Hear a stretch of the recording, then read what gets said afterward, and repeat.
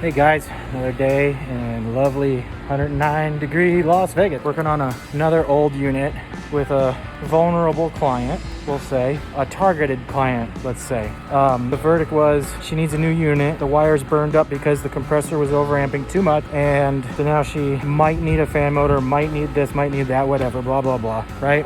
So here's what I did. What I ended up doing here is I disconnected everything from the old contactor and just hardwired it all together so that at least I could see if the motor and compressor would come on, and then I could actually give a legitimate diagnosis. Finish up here, guys. We put a new contactor in. Capacitor's fine. Fan motor's got a bearing, it's a little dry. Maybe that'll be the next issue. But it's running, it's amping well, everything's working well.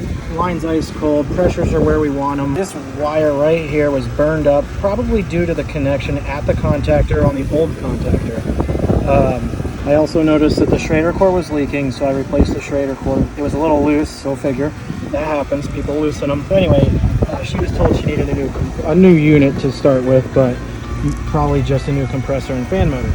But since I just put in this new contactor right here and started everything up and actually got it running, I'm not seeing anything necessary right now. It's actually working well.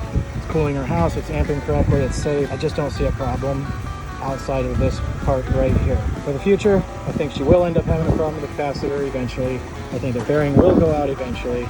And I believe because this system is 20 years old that it will eventually be in line for a replacement.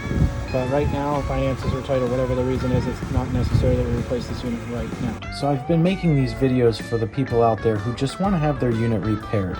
They call a service tech company, the guy shows up, and all they get is a used car salesman. Evolve Services is not going to work that way.